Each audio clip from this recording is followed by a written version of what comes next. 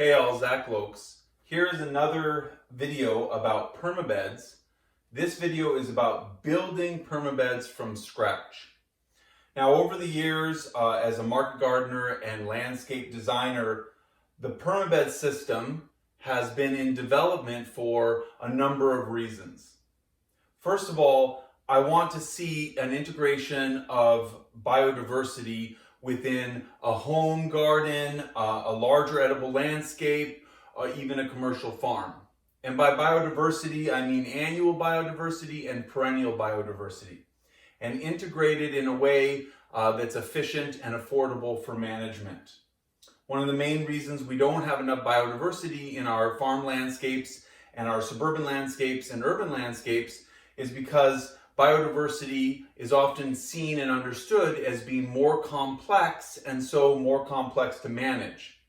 But actually, the myriad benefits that happen when you have biodiversity within small landscapes, whether micro or macro, is one of increased ecosystem services. So different food plants, like fruit trees, can help annual vegetables, and different annual vegetables can help each other. So building permabeds from scratch is a fundamental starting point for the Permabed system, which I'll continue to elaborate on in these videos.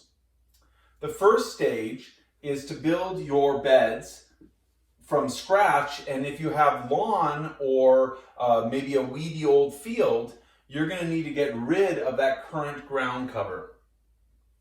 Although we're going to integrate different ground covers in the future as part of designing an edible ecosystem, whether it's a fruit forest or a berry meadow or a market garden with many different annual vegetable guilds, we want to start by getting rid of the ground cover that's currently there so we have a clean slate.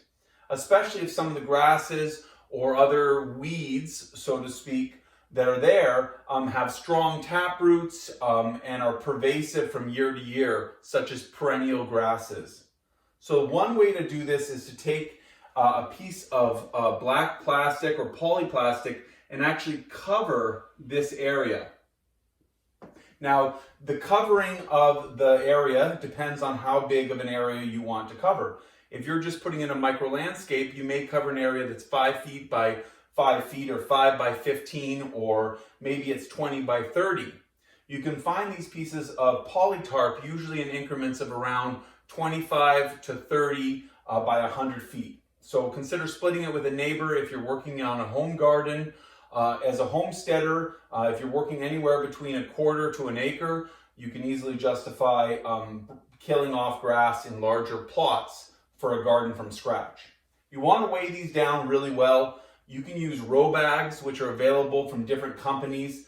I've bought in row bags from Agri Dubois in Quebec. And you can also use rocks that are in your garden or even soil from the sides of your garden as well. One thing that I think is really useful is to use your soil or sand because it can then integrate into the garden later when you pull it up. So although I love using row bags, which is really a bag that's filled with sand or rock, when I'm covering over beds later in order to transplant into a various mulch, like a similar type of mulch but made out of weed barrier, for this primary killing of the grass, I find that the soil and something really heavy and consistent along the line is best. You can also use small square bales or chips, all of which are going to be useful later in your garden design to help weigh this area down. As a temporary holding spot, in case you're like me and you don't want to look at a big piece of black plastic in your lawn for the whole year, because it might take you a full summer to kill this off, consider composting here now instead of later, which I'll explain, and then planting a squash plant through, because this is going to vine over the entire bed, helping hold it down even better and provide a nice productive yield from the land while you're killing off the grass. You can speed this whole process up in a lot of different ways. One of them is really knowing what kind of weeds you have. If you have really weak sod grass, which is often common in many suburban areas, the roots will just be fried. The grasses will be fried. Everything will be fried within about a month of doing this.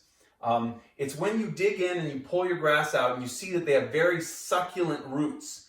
These sort of roots from these perennial grasses will be pervasive for many years to come unless you kill it out completely. And even sometimes it requires sifting through the soil and physically removing the grass. I know we're all really interested right now in food security and we want to get growing and gardening right away. But my number one piece of advice is please take your time starting from scratch.